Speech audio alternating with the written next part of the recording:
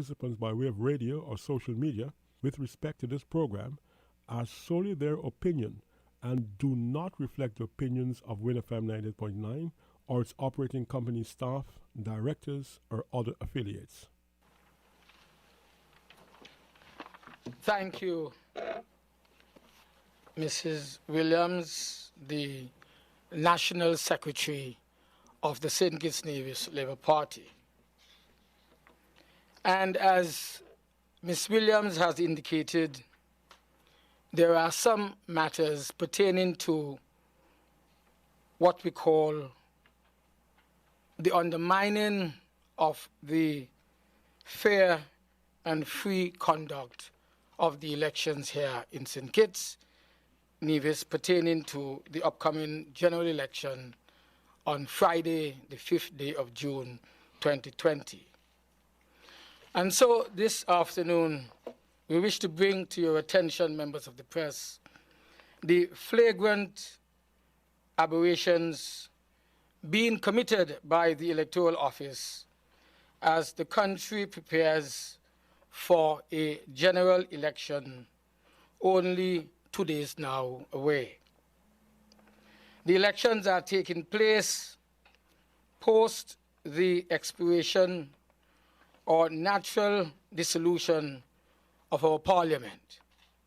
And there was absolutely no surprise regarding the timing of the calling of the elections. In the circumstances, therefore, the St. Kitts Nevis Labour Party is left to conclude that the actions which have brought about the current state of affairs in the operations of the Electoral Office are either deliberate, the result of gross administrative incompetence, or in fact both. Why do I say that? If we were to look at the issue regarding the notice posted on the door of electoral offices, during the week leading up to an election, political organizations and members of the voting public need more than ordinarily the services of the Electoral Office. Members of the public, the need to collect voter ID cards and find out other critically important pieces of information. Political organizations, the need to have unfettered access to the Electoral Office in relation to any service to which they are entitled. The closure, therefore, of the Electoral Office has hindered or has limited all of the foregoing activities. The Electoral Office ought to have recruited, I should say, the necessary staffing and acquired all relevant materials well ahead of the calling of the election so that it would be fully prepared to serve the entire public, especially the voting public. It is not acceptable for us to have the Electoral Office closed with the excuse that there is need for staff to be engaged in internal office matters rather than seeking to serve the interest of the public. Another important issue is the non-publication of polling stations. With only 2 days before the elections, the Electoral Office, as at the time of writing, has in fact not yet published any information regarding the location of our polling stations. Voters are therefore frantically seeking to know where they would be voting, because in many cases, the voting and polling stations from last election 5 years ago have been changed. This is not only highly unusual and highly suspicious. It is utterly untenable, and it severely, I would say, undermines the fairness of the elections, fairness that we expect to have in the conduct of any national poll in particular. A third item which we take serious issue with is the non-publication of the register of voters. At the time of having this press conference, no official register of voters has been published in the various polling stations throughout the entire Federation. This is a most consequential aberration in the conduct of these elections and a gross dereliction of duty on the part of the Electoral Office. To make matters worse, the Electoral Office has been closed to the public for all of the current week, thereby denying voters the option of using the office as a resource to glean necessary information for the purpose of this particular election. There is yet another issue, which I will describe as issue number 4, and it deals with the lack of information regarding protocols for voters for the elections. These elections are being conducted in the context of the COVID-19 pandemic. The Electoral Office should have acquired a mask, that is a face mask, for every single voter, and should have shared the necessary protocolary information with the public in this regard. It is our view that part of the design is to frustrate voters. It is to suppress voting, who may eventually be turned away from polling stations if they do not appear to be abiding by the protocols, which to this day have not been published by the Electoral Office. We understand that friendly countries and organizations have provided more than 500,000 face masks to this government. Why are they holding them? Why are they hiding them? We do not know. And that is why we have grown increasingly suspicious over the last few days. Issue number 5, it deals with the absence of observers. It was all the more important for the foregoing reasons that these elections should have been occurring under the scrutiny of external observers, especially those who have been trained and who would have had the experience to conduct observations of these elections. There is no justifiable reason whatsoever for the absence of observers for the June 5th elections. As supervisor of elections, I believe it is his duty, he has a constitutional duty and a mandate to insist upon basic necessities for these elections. And having external observers is one of such necessity. Twice this week, or last week and this week, I have been written by international organizations who have made it clear that they were disinvited, or maybe the term is uninvited, to attend, to observe these polls, when in fact previously they had made arrangements so to do. I speak of the Secretary General of the OAS, and just earlier today, this morning, the Secretary General of the Commonwealth of Nations also informed me of this. And so in conclusion, I want to make it clear that the St. Kitts and Nevis Labour Party does not believe that the aberrations referred to above mere coincidence or oversight. We believe that these are deliberate actions meant to create uncertainty, meant to create frustration, meant to create instability, meant to suppress the voting on the 5th day of June. These actions, we believe that these actions are intended not to assist the democratic process, but it is in fact to undermine the process, and in so doing to favor the sitting government.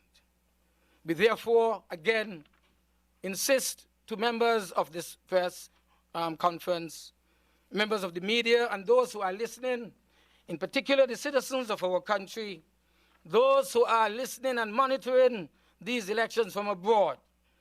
We again insist that you note our objection in the strongest possible terms. These attempts by the Office of the Supervisor of Elections and, in fact, the ministry responsible for these elections, that is, the Ministry of the Attorney General and the Office of the Prime Minister in particular, we believe that these, in fact, are amounting to attempts at gerrymandering the political and democratic will of the people of St. Kitts and Nevis. I will want to stop here, and I think one or two of my other colleagues will want to make some comments, and then we will entertain questions from the media. I want to take up from, well, good afternoon to the press, and good afternoon to the good people of St. Kitts and Nevis, and good afternoon to the constituents of constituency number 4. I want to make reference to this paper that we have, this letter to Mr. Elvin Bailey. And I want to refer to the absence of observers. We are in a political situation where the government is doing its level best to ensure it remains in government. And part of the confidence that one can have in the electoral process is to have independent observers come to St. Kitts. They have gone, during the pandemic, they have gone to other countries, those in the Caribbean have gone to other countries in the Caribbean to observe elections. And I don't see why St. Kitts is any different. We have seen where, especially in constituency number 4, where the gerrymandering of the voters list has been ongoing. And one of it, because up to today, they are still on the losing end, they will seek to snatch the election by fraudulent means. And our people in constituency number 4, and the wider St. Kitts and Nevis constituents, want to see a fair election, and we will have confidence if observers are brought to our shores. The second thing I want to refer to is the closure of the electoral office during this critical time. It is critical that constituents of the various constituencies can go to the electoral office and ask the questions, the relevant questions that they deem necessary to be asked. Because even if they come to the candidates and we have an answer, the electoral office is the relevant and authoritative body to answer those questions. Persons may want to know why they are off the list. They have voted in a constituency in 2015, and yet they are off the list. They have not received any notice. They have not gone to any hearing, but they are off the list. They would want to know why they are off the list. And so the electoral office should be the office that will should give them that answer. In addition to that, there are certain critical information that the electoral office should give to political parties. And to date, we are not receiving those. As the common leader has referred to, we have not received the list yet. What is the final list? Who are the voters? We need to see those. And again, the final thing I want to refer to is the lack of protocol. What is the protocol in terms of when you go to vote? Do you have to have on a mask? Who should provide that mask? An election the sitting government should provide the necessary equipment to ensure the electoral process is done fairly and squarely. The government, through the electoral office, should provide masks for each voter as they go to the poll. The same way they're going to provide hand sanitizers and so on, they should provide a mask for each voter. That is our position. And we need to see a fair election. Because at the end of the day, the only way that Team Unity can win is if they gerrymander and do fraudulent activities, but they're not going to win still, because we are going to be in their, will be a bug in their rug, because they have to go. And that is our position. Start to do the right thing, and let St. Kitts and Nevis move forward. Thank you.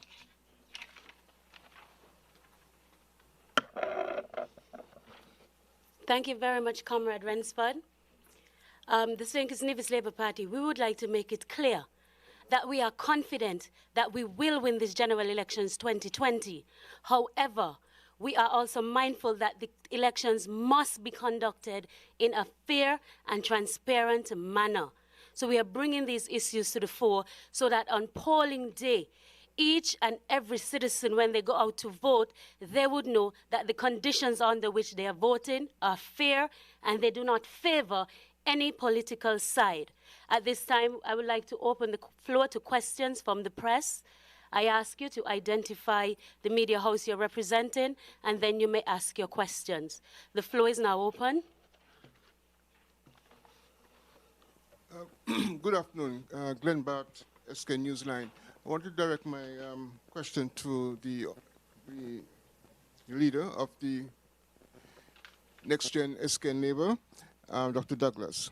You mentioned the OAS observers have been active in the region conducting their missions in various elections. Were any of those, especially the one from Suriname, those observers from Suriname, were they to be in St. Kitts for this election? And how much lead time did the government, do you believe, gave to those observers in terms of when they were uninvited? So is it now a sort of diplomatic slap in the face, so to speak, to the OAS? Would you consider that that's what the case may be?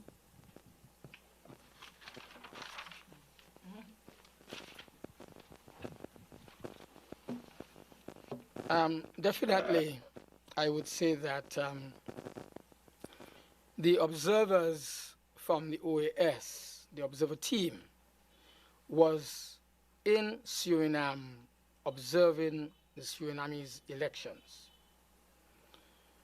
On the conclusion of that general election, parliamentary election, they would have flown here to St. Kitts and Nevis in order to observe, prepare and observe the St. Kitts elections as well.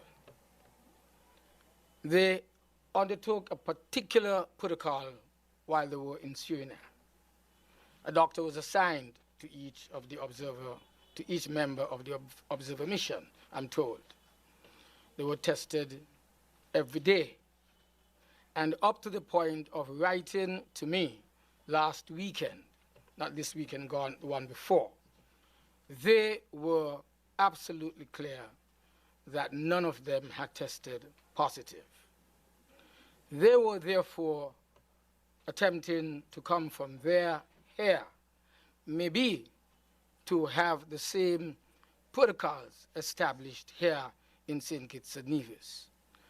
But lo and behold, while they were in the final stage there or two before, then they were informed that, in fact, I want to say it the way it was said, they were uninvited or disinvited to come onto St. Kitts because they would have to be quarantined here for 14 days before they're allowed to do the observer mission task.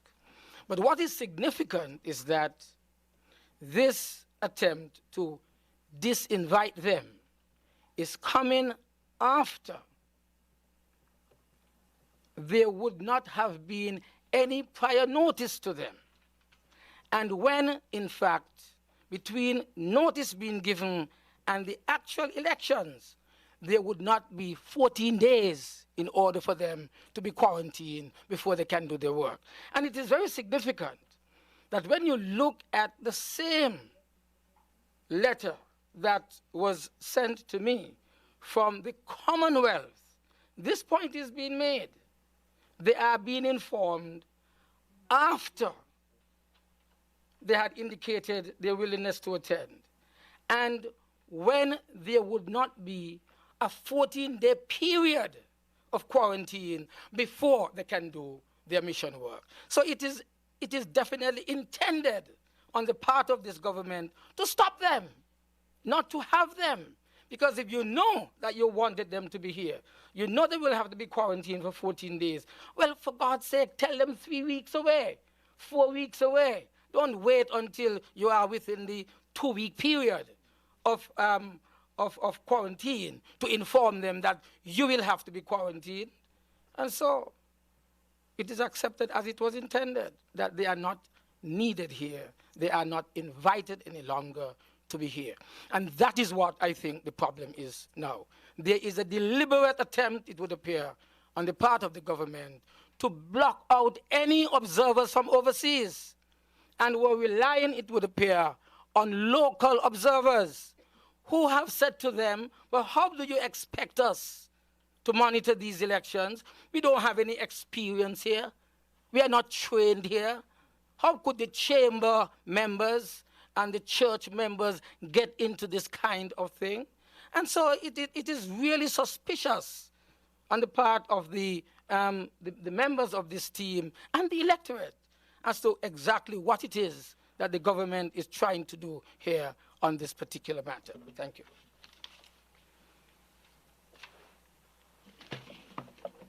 Thank you, Dr. Douglas. Okay, I have a follow-up question. In regards to the voters list, I believe over the period of time that has been leading up to the current general election process, there have been accusations all along that persons were being removed from the list, the required protocols or notifications were not being given, and hearings were not being held. What has the Labour Party done in this regards to rectify that situation?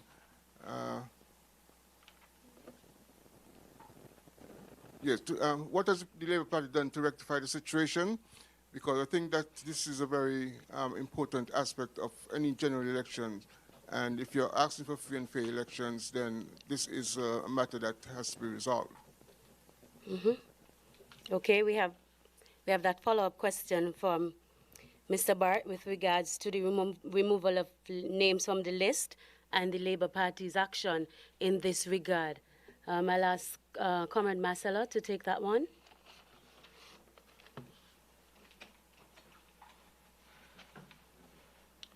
Thank you. Good afternoon to the press and to our listeners and viewers. As far as I'm aware, that matter is with our lawyers, because this is, as you say, an ongoing matter. And so I think we were awaiting the final list, because you can't be premature, and that's part of the problem, because you're awaiting the final list to see whether or not these names are restored to the list, because that's the only critical list. You won't be able to say, well, your name is not on the list when you don't have the final list. So we were awaiting the final list to see whether or not these names have been restored to the list. But the matter is with our lawyers.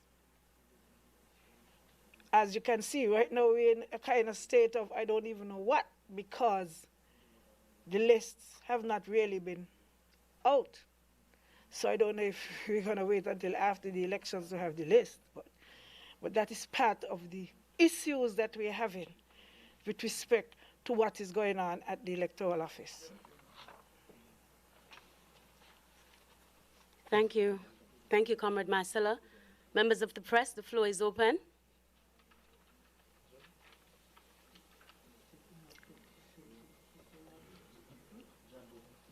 I see someone behind. And we'll take at least 2 questions, and then we ask for the response from the candidates.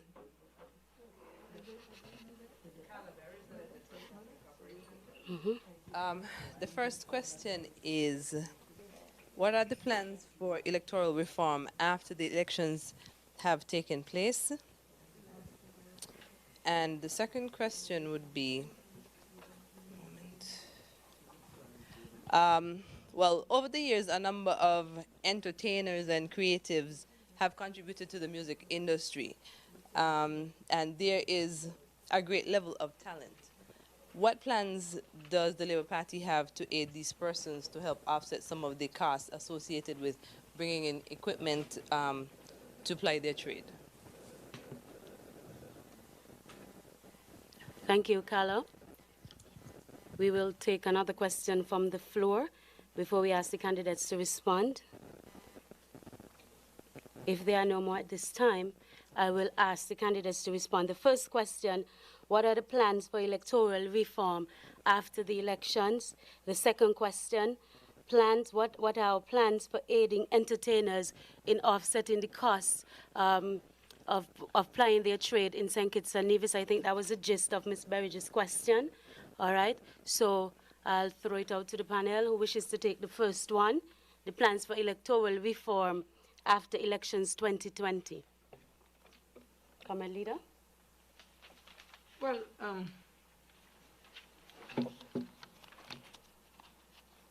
we have said that if it is one thing that we would want to insist upon is the need for a revisit of our Constitution and also the necessary laws pertaining to the electoral process. In fact, when we launched the manifesto just on Friday of last week, this central point was being made.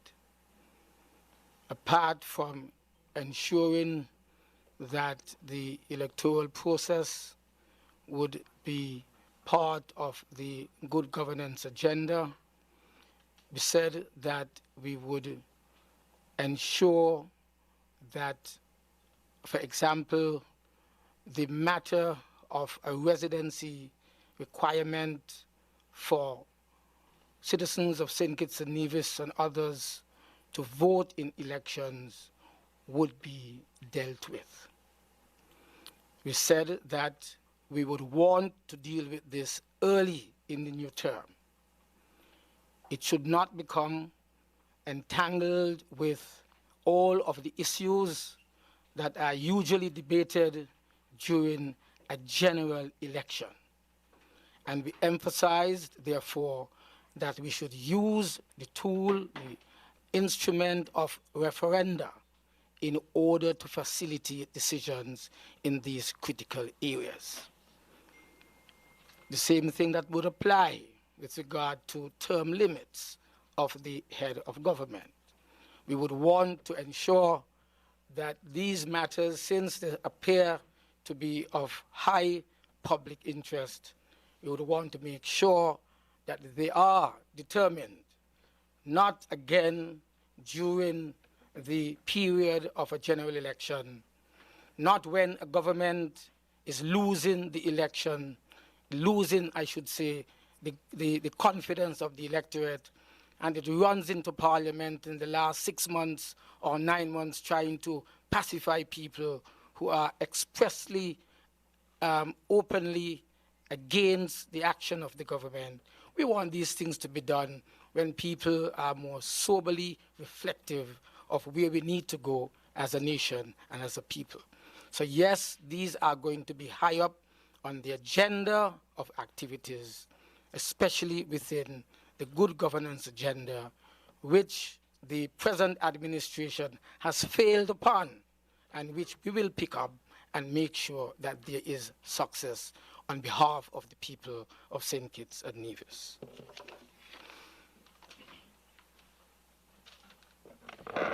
Thank you very much for your questions. I will deal with the issue of the entertainment industry.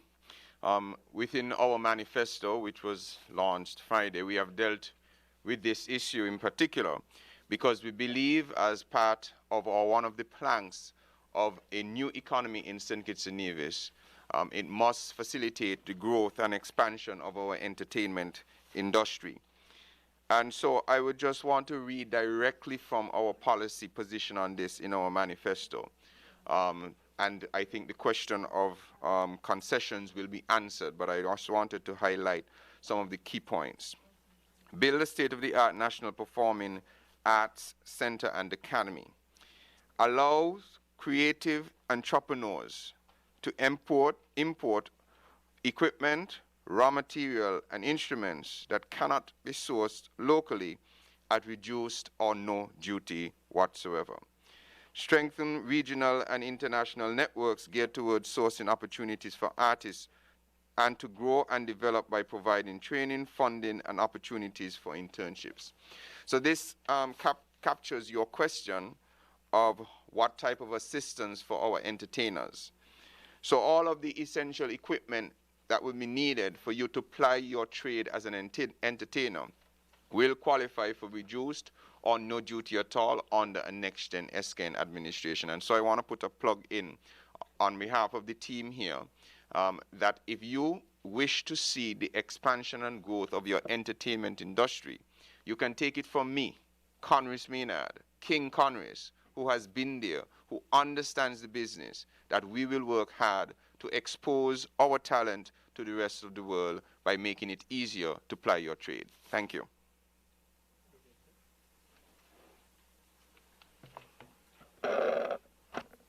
Thank you very much, comrades. Thank you very much. Any more questions from the press? Good afternoon, Mervyn Thompson from Freedom FM.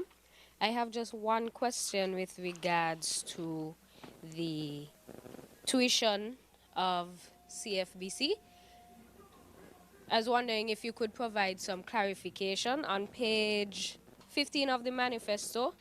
The first section on that page, the outgoing government has determined that they will build a new BHS and so forth. That paragraph ends, as a major priority, Labour will extend universal free education to the tertiary level. There will be no tuition to attend the CFBC. And then on page 29, it says, move to abolish or drastically modify the fee system presently employed at CFBC to make it affordable for all. Can you clarify that for me, please? If it's no tuition or if it's to drastically abolish or reduce the fees. Thank you very much. Mervyn. Jeffrey, Comrade Jeffrey. Thank you very much. As we would have been saying all during the campaign, the tuition freeze will allow more students to attend CFBC because we would have had the situation where many of our students would have dropped out or could not have attended because they could not have afforded. So the tuition freeze will take care of that. And I think she asked about, I think there's a separation with the examination fees and tuition fees. There's a difference. The tuition fees will be zero.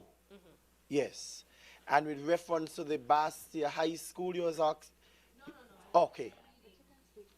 But of course, we would have given the commitment and the assurance that we will build a brand new Bastia High School, and it would not be built on the water aquifer. And that's the position that we continue to stand by, even on the eve of the general elections. Thank you very much.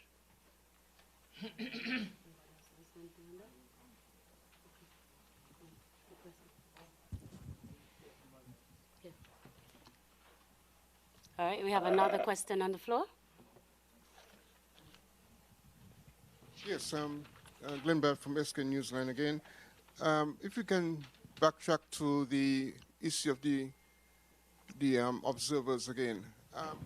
In your opinion, Dr. Douglas, what do you think the absence of international observers, regional and international observers, is likely to do to the general elections in terms of international perception about St. Kitts and Nevis?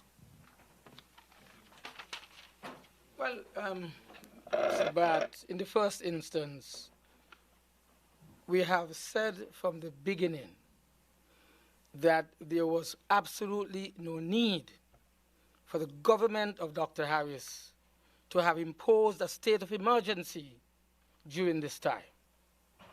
We have said consistently, which has had strong support from the authorities, that the Public Health Act and the Epidemic Acts, or acts associated with the management of epidemics, that they would have provided the same kind of curtailment of transmission and transfer, and would have given the authorities in the health ministry the opportunity to do whatever was necessary within these laws to curtail the spread of this virus. But we are insisting that there was a deliberate decision on the part of the government to not only restrict and curtail the spread of this virus, but to prevent us as candidates in this very important election, preventing us from moving around in the same freedom, in the same way that they have freedom to move around during the conduct of this campaign. Because you see, under state of emergency, the police doesn't have to ask you very many questions. Your civil liberties are withdrawn. You can be arrested. You can be held. You can be charged for almost anything that the police think it was necessary for him or her to take that action under the state of emergency powers given to him. And therefore, with people already in the international community raising concerns about imposing a state of emergency on this particular election campaign, by now blotting out international observers, it has only increased their suspicion that we are on the path of a dictatorship here in St. Kitts and Nevis by Dr. Harris. And that is why we are saying here that we have worked hard. We have developed the support of our people. These members of this team, they will win the elections. But we do not have to put ourselves through this in order to win the elections on behalf of the people of St. Kitts and Nevis. It is deliberate. It is sinister. It is a part of the suppression of the vote, thinking that by doing all of these things, they would be able to win the general election. But it will not happen. The people are determined to remove this government. And we are determined to ensure that we do what we have to do so that they are removed. And so, no matter how much the electoral office has fouled up, no matter how much they would try to deprive people of their basic rights to vote by not providing us with masks, let me say to the people, you can pull out your handkerchief. and tie it around your face and go in and vote. 500,000 masks have been provided to this government for the citizens to go out and vote. Not one has been issued up to today, and this is 2 days away from the elections. And so I said to you, Mr. Bart, we understand what is going on. We want the people of our country to appreciate what is going on. The government is in its final few hours. It will do anything to hold on to power, but we will do anything to ensure it doesn't hold on. Thank you.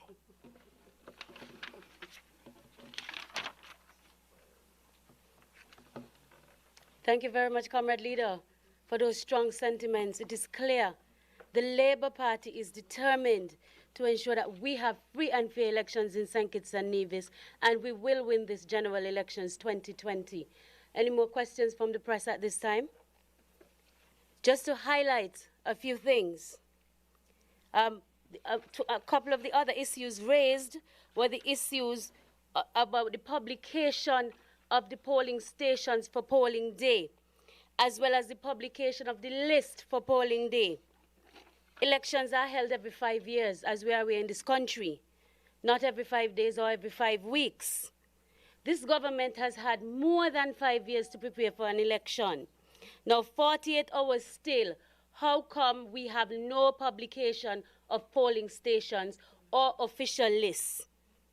We are left to ask the question, is it that the government is not prepared for this election? Or is it a deliberate attempt to confuse the people of this country so that they may not be able to go and vote where their names are registered, or they may not have a chance to find their names on a particular list? Is it a sinister plot on the part of the minister? I'm not talking about the supervisor or the electoral office, because they answer to a minister. Is it a deliberate act on the part of the minister to perpetuate these actions? We refuse to believe that there's such a level of incompetence at the electoral office. We refuse to believe that that is the case. It is an attempt, as Dr. Douglas stated earlier, to suppress and oppress the vote in St. Kitts and Nevis. And the Labour Party is saying this afternoon to you, the public, to the media, we will not sit idly by and watch the voters' rights be suppressed or oppressed. We, the party, was built on the premise of for the good that we can do as a party. We will continue to work for the people of this country, each and every citizen of this country. We will ensure that your democratic rights are not trampled upon. We will ensure that you will have the opportunity to vote in a free and fair elections. So we are sending the signal this afternoon to whoever the government, the electoral office, the supervisor of election, that we will not sit by and allow these irregularities to continue. We are putting it to you, the media, we're putting it to you, the public. Stand up. Stand up for your rights in this country, your rights as a voter. You have a right to know where you're voting. You have a right to know where your name is on that list. You have a right to the same protocols. You have a right to certain things that will help you to vote on election day. These must be put in place if we are to go to the polls and we are to have a fair elections. I have with us, we are joined now by Dr. Drew, the chairman of our party, and I'll ask Dr. Drew to come now and speak to you briefly. Dr. Drew? Thank you very much, Comrade Chair, and to all my colleagues and members of the press and other supporters that we have here. We are appreciative of this. I want to say something with respect to the machinations that are taking place in the electoral office for political advantage and for political expediency. People are calling me in large numbers, and they are saying to me, Dr. Drew, I have not seen my name on the list. Somebody in Connery called me and told me that their name is on a list in St. Peter's.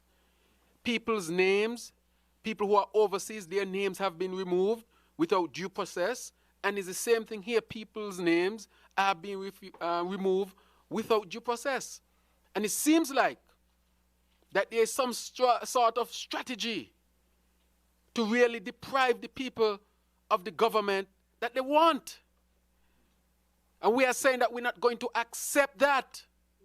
We remember in Nevis when Bailey tried to put a ballot box in his car. That is a serious, serious issue, violating all norms by doing that. Now we hear that we will not have observers. They have not said anything to us with respect to that. They knew, the Prime Minister knew when he would call elections, and therefore he could have contacted the observers and say when he would call the elections, and if they had to be here 14 days before, that could have been arranged.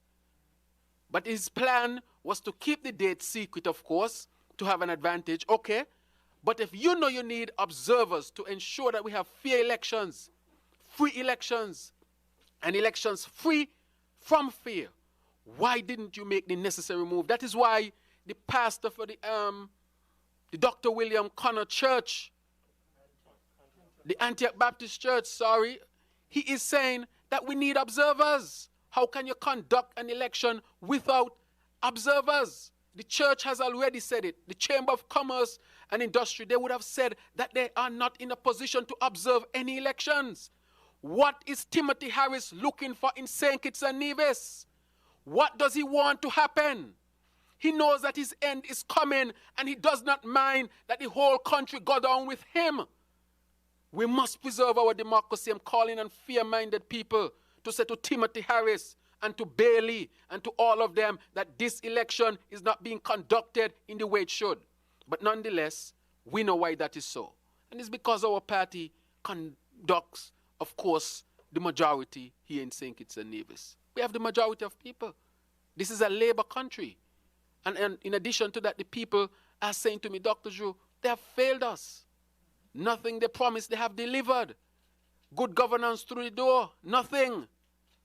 Look at the number of houses would have been built. Healthcare is in the worst conditions. All the animals dying. People in Kayon can't get water. Students don't have laptops and iPads at home to take care of the education. People are being given less than minimum wage from a stimulus package. How are they expected to live? And that is why the people are saying this government has no plan that will take this country forward. So I said to the people of St. Kitts and Nevis, stand firm, be vigilant, conserve your democracy. Do everything you have to do to conserve your democracy, because without a democracy, we have no country. We must stop the dictatorship of Timothy Harris. No observers. We can't get a list less than 48 hours before a general election. We have never seen these type of things before. This is a clear signal that Timothy Harris is up to something, but we will fight and fight for our country and democracy. And I want our people to understand that.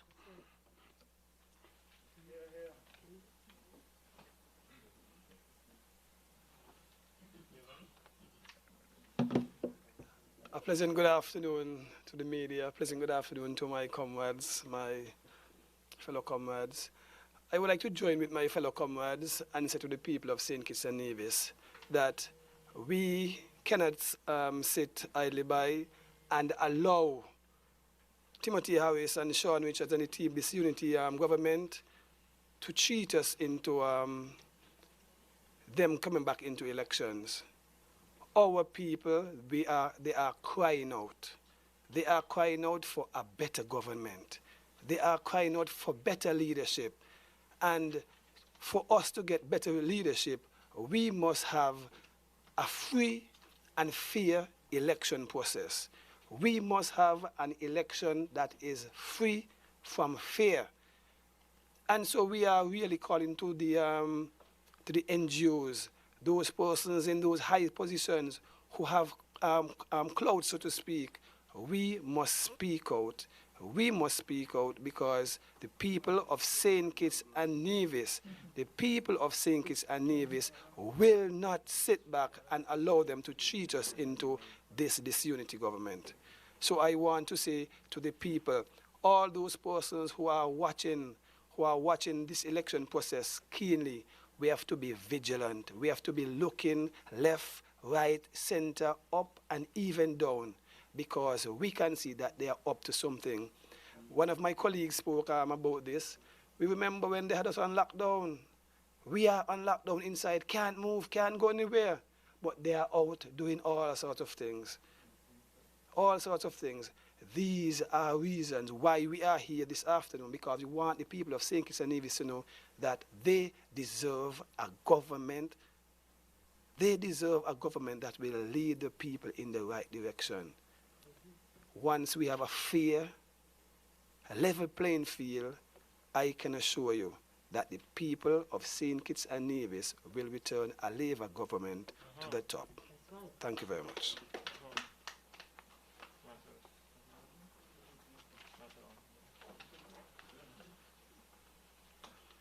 I just want to join my colleagues and support the call for vigilance, and to say we must not accept the shenanigans that are happening at the electoral office being directed by the Prime Minister and the Attorney General.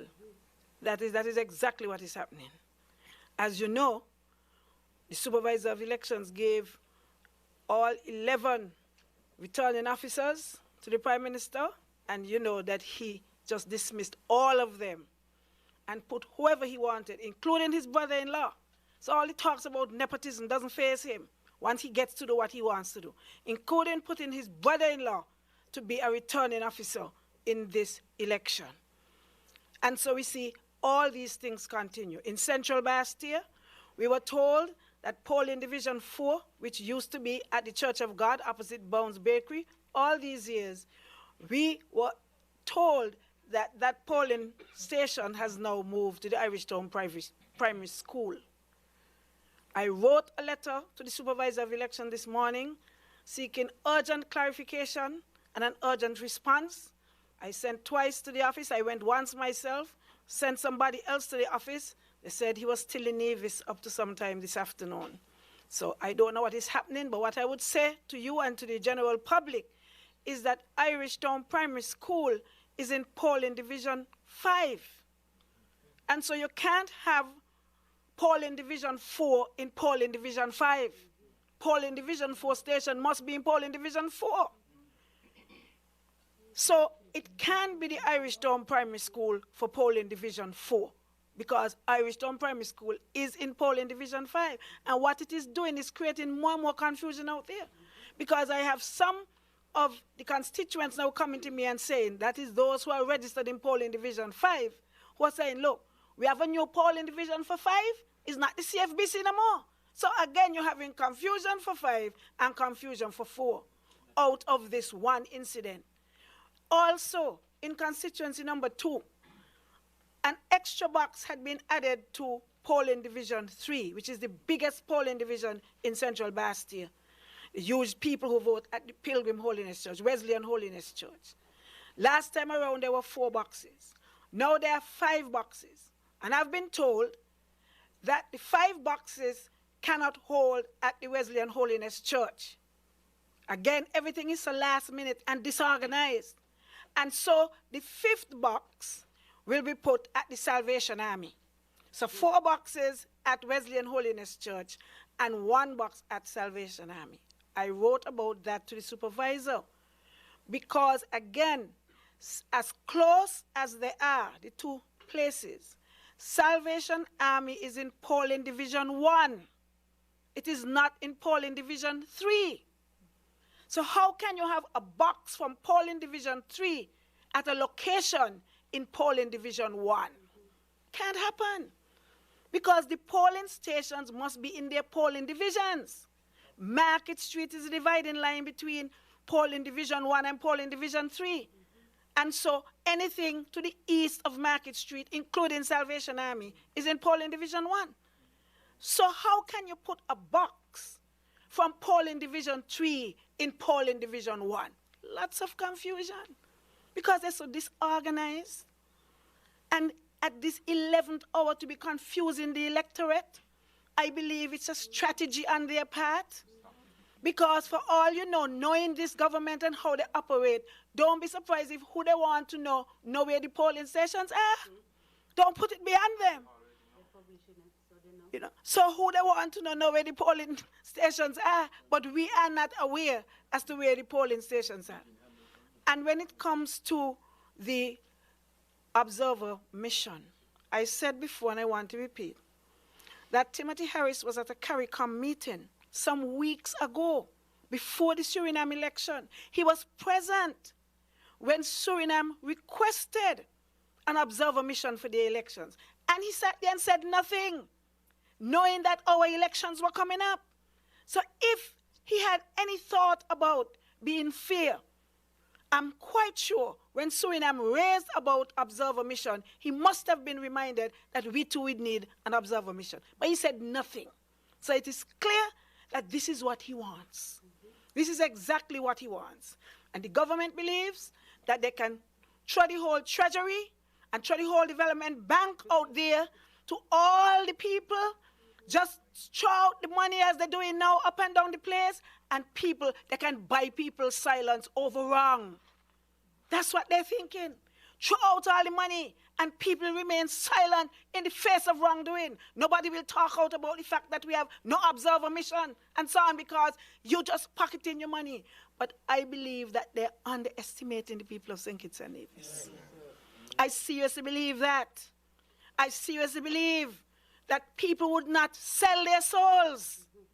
Sell their souls, which is what this government strategy for this election is all about. Nothing to do with plans and programs and taking St. Kitts and Nevis to the next level. Nothing about that. It's all about seeing who all you think you could buy. But I think that they're making a sad mistake on that. And so I just want to say, we just have to continue to be vigilant. We would want to ask right-thinking people to speak out. Speak out against these things, regardless of which side of the political fence you're on, because this has nothing to do with politics, but with fairness and what is right. And as the chamber said, all elections must be free and fair and free from fear. Thank you.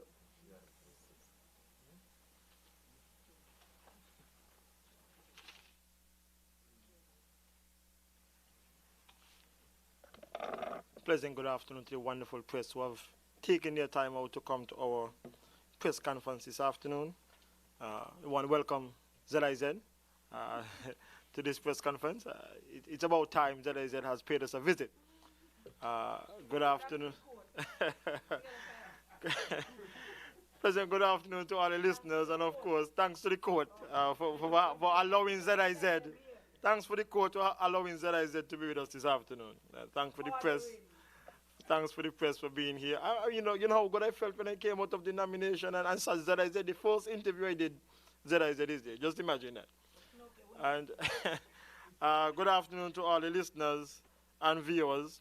And of course, I must touch the wonderful people in my constituency, number 7, and people in the diaspora, our citizens in the diaspora. The secretary asked me to wrap up this afternoon. She says, Venus, you will be wrapping up number 7. Come and wrap up this afternoon. So it was a pleasure of mine to just come forward and wrap up this afternoon's proceedings. But I want to remind us, though, as our common leader started, and my colleagues would have mentioned, the people of St. Kitts and Nevis wants free and fair elections. That is all they are asking for, free and fair elections. And I must commend Honorable Marcelo Liebert and Honorable Conway Maynard, whom at the time fought on behalf of the people of St. Kitts and Nevis in Parliament. Not for us to be living for 12 months, the next 12 months, under a state of emergency. And so they managed to get the incumbent to narrow it down to 6 months. But that is still not enough.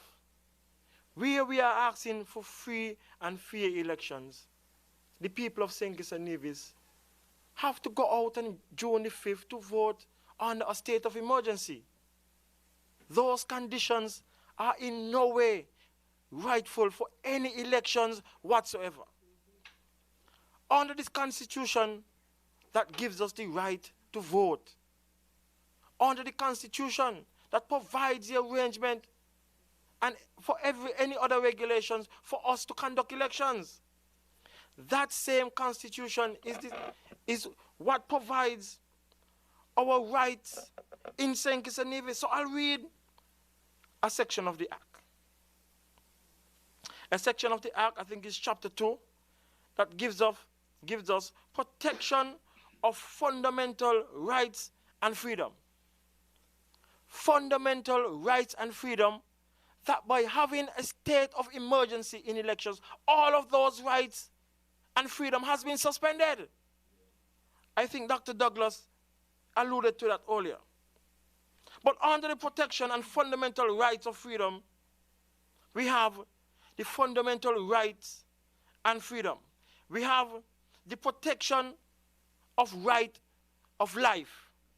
We have the protection of right to personal liberty, the freedom to express yourself. We have the protection from slavery and forced labor. We have that in this constitution. But under a state of emergency, that has been suspended. We have the protection from inhumane treatment, the protection from deprivation of property.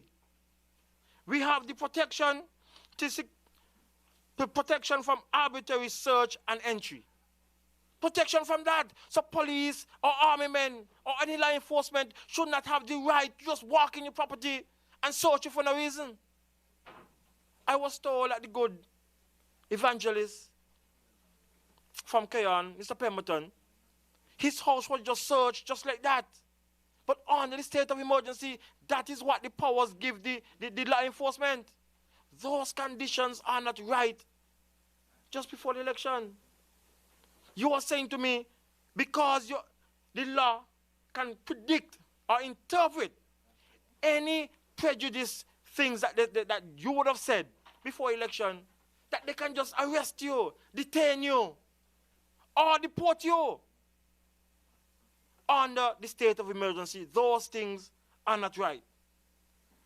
The Constitution goes on to say protection from freedom of conscience, protection of freedom of expression, protection of freedom of assembly and association.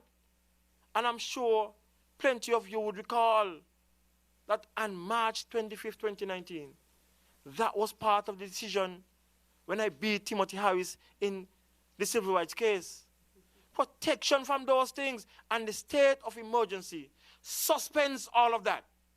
And there is no way on earth that in a civil and democratic society, a modern society, that we should, the people of St. Kitts and Nevis, should go on election day and vote under these conditions.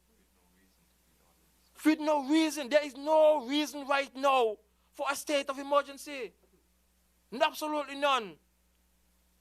To the ordinary and rational people. But those bad-minded, those corrupt, those nepotistic people, those who power-hungry people, who wants nothing else but to rule, those are the ones who think it fit that they should conduct an elections under a state of emergency. So again, I stand in solidarity with my colleagues and with the people of St. Kitts and Nevis, asking for free and fair elections. And at the end of the day, when June 6 comes, in the morning, I believe, I am confident that the next gen Labour Party will be returned to office. Next gen Labour Party will be returned to office. But before I go, let me just bring some good news. That this afternoon at the party headquarters, between the time of 4:30 to 6 p.m., candidates will be speaking from the balcony. And so I ask you to come along and hear us present to you the people of St. Kitts and Nevis. So, of course, we would like everybody to observe the social distancing, put on your mask. But come in your numbers and listen to the next gen candidates deliver to you once again. I think there are no more questions, so it's a pleasure for me to close this afternoon proceedings as I will close this show in number 7 on June the 5th. Thank you, thank you, thank you. All right, I've been asked to join with my colleague Leon Natter to bring this to an end. We thank you again, but I have been asked on behalf of the members of the Next Gen team that on the 6th day of June, the new Labour administration will lift the state of emergency, though still observing the protocols for the pandemic. Thank you. WINN is 98.9. 98.9 is WIN FM. WIN FM provides an avenue for responsible, open public discourse on issues of public concern without being controlled by any political party, organization, or individual. Our aim is to provide free expression within the law by civil society, private individuals, and political parties in opposition as well as in government. Although WIN FM recognizes and holds dearly the right to free speech, we also hold dearly the concomitant right for a person to maintain his or her reputation. The comments, views, and opinions expressed by the hosts, presenters, and other participants by way of radio or social media with respect to this program are solely their opinion and do not reflect the opinions of WIN FM 98.9 or its operating company staff, directors, or other affiliates. Join us on WIN FM every other Tuesday for Let's Talk IT from 7 p.m. to 8 p.m. to hear our hosts, Naeem Richardson and Janiqua Esdale, speak about different aspects of social media, technology, and STEM advancements in youth. Tune in, ask questions, and Let's Talk IT. Brought to you by the St. Kitts Nevis Robotics Association.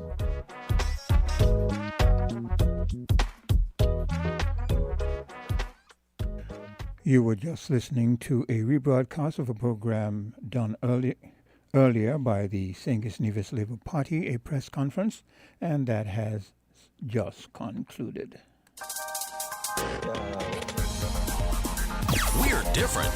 We're 98.9. 98.9 WIN FM.